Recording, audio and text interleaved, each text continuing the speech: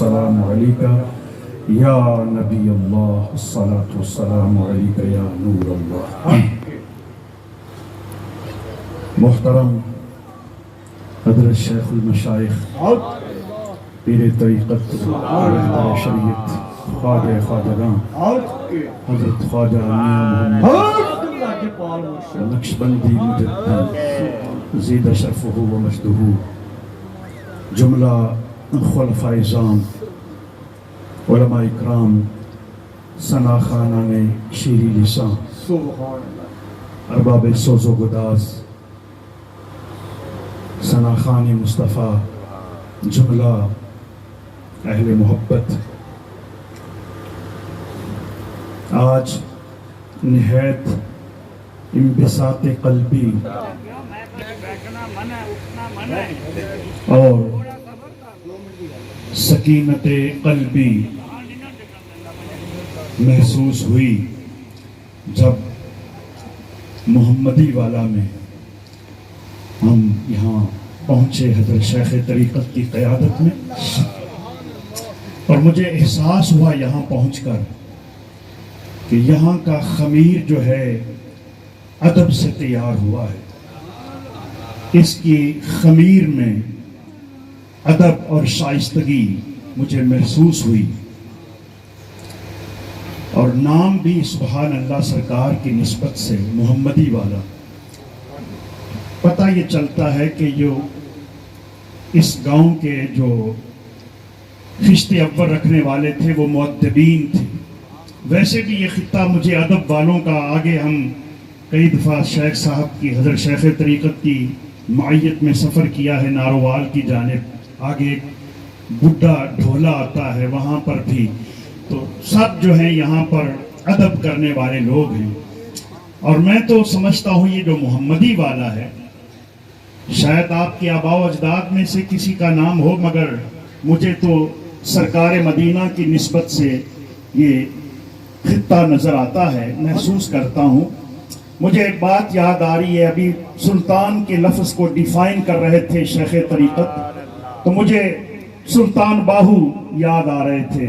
ان کے نام کے ساتھ سلطان بھی لگتا ہے، سخی بھی لگتا ہے، اور یہ ایسے سلاطین ہیں جن کی ابدی سلطنت ہے۔ دنیا کی سٹیٹس آپ دیکھیں ختم ہو جاتی ہے، کل کوئی اور تھا،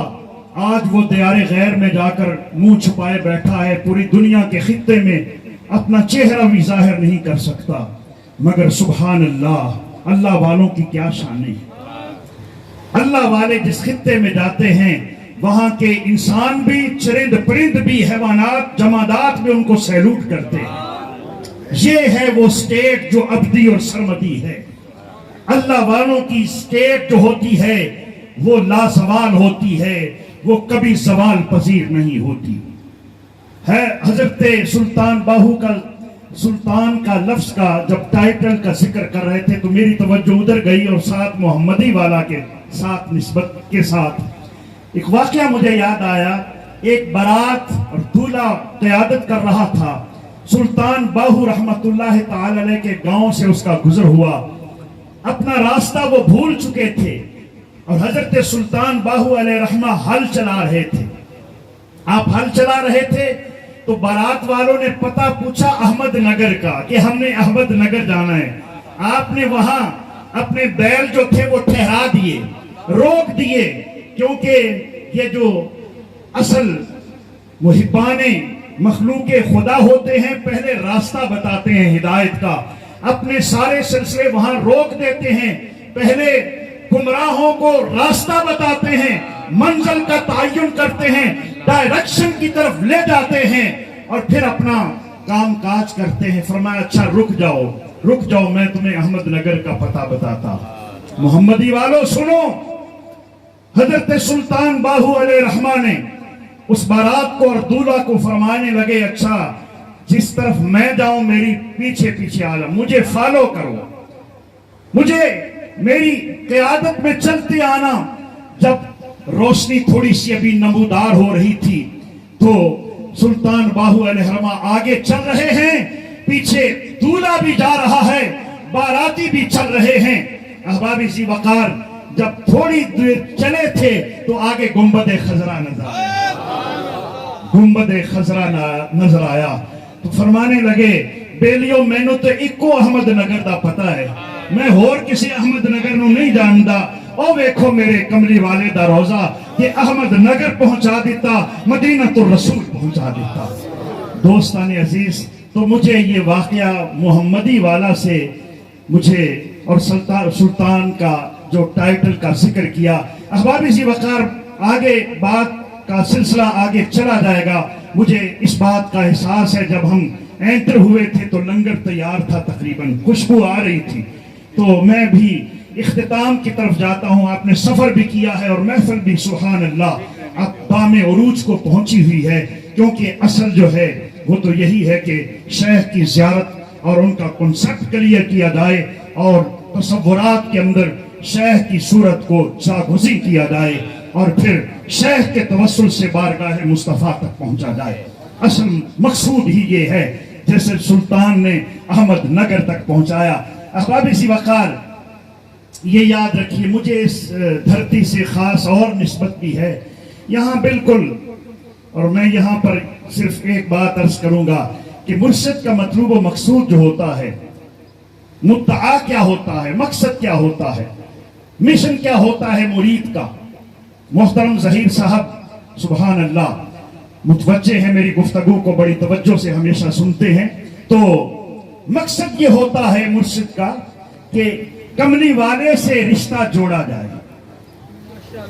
اللہ رب العزت کے ساتھ ٹوٹا ہوا رشتہ استوار کیا جائے۔ شاہ صاحب کرما والے حضرت اسماعیل بخاری علیہ رحمہ فرمایا کرتے تھے، بیلیو